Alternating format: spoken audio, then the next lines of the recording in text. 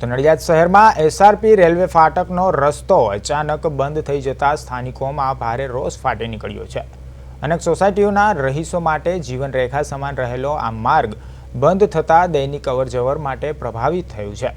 સ્થાનિકોએ જણાવ્યું છે કે છેલ્લા 40-45 વર્ષથી ઉપયોગમાં લેવાતો આ રસ્તો અચાનક બંધ કરાતા મુશ્કેલીઓ વધુ ઊભી થઈ છે। આદિત્યનગર, જલારામ પાર્ક, રવિકુંજ સહિત અનેક સોસાયટીઓના રહીશો દ્વારા વિરોધ પ્રદર્શન કરવામાં આવ્યું હતું। રહીશોએ ચેતવણી આપી છે કે રસ્તો ફરી નહીં શરૂ કરવામાં આવે તો સ્થાનિક સ્વરાજ્યની ચૂંટણીનો બહિષ્કાર કરવામાં આવશે।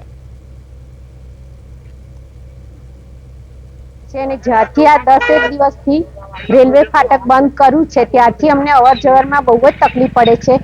એટલી તકલીફ કે નાના બાળકો જ્યારે સ્કૂલે જાય છે ત્યારે અમને આ રસ્તો નહીં મળતો ને આ રસ્તે જવા માટે આવે છે। તમે જોઈ શકો છો કે આ રસ્તા ઉપર 2 4 વ્હીલર 2 સાથે પણ જઈ નથી શકતી અને રાત્રે તો લેડીઝને એટલું જવાય એવું જ નથી, પણ દિવસે પણ આ રસ્તા ઉપર અમે જઈ શકીએ એમ નથી અને બહુ જ ફરી નાખવું 1 કિલોમીટર જેટલું અમારું અંતર વધી જાય છે કે જેથી રાત્રે અમે અમારા કામેથી કે કશેથી બહારથી આવીએ છીએ તો અમને બહુ જ તકલીફ પડે છે। જો આ રસ્તો અમને સમયસર ખોલી આપવામાં નહીં આવે તો અગાઉની ચૂંટણીમાં અમારી આટલી બધી સોસાયટીમાંથી કોઈ પણ માણસ તમને વોટ આપીશું। તાત્કાલિક ધોરણે અગાઉ કંઈક નોટિસ આપી હશે પણ પબ્લિકની અંદર કોઈની જાગૃતિ નહીં હોય, નોટિસ કોઈને વાંચી નહીં અને તાત્કાલિક ધોરણે આ રસ્તો બંધ કર્યો।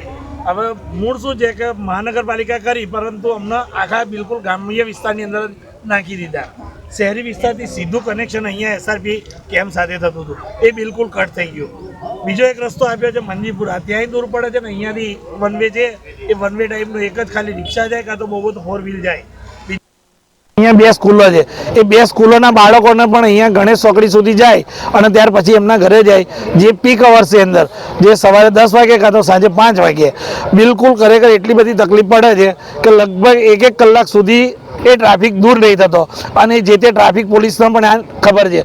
જેથી અમારી એવી માંગણી છે કે પબ્લિકમાંથી એવી વાત આવી છે કે આગામી કાર્યક્રમની અંદર કાં તો જલદ આંદોલન કરે કાં તો પછી સ્થાનિક સ્વરાજ્યની જે ચૂંટણી આવી છે એનો બહિષ્કાર કરવાની પ્રજા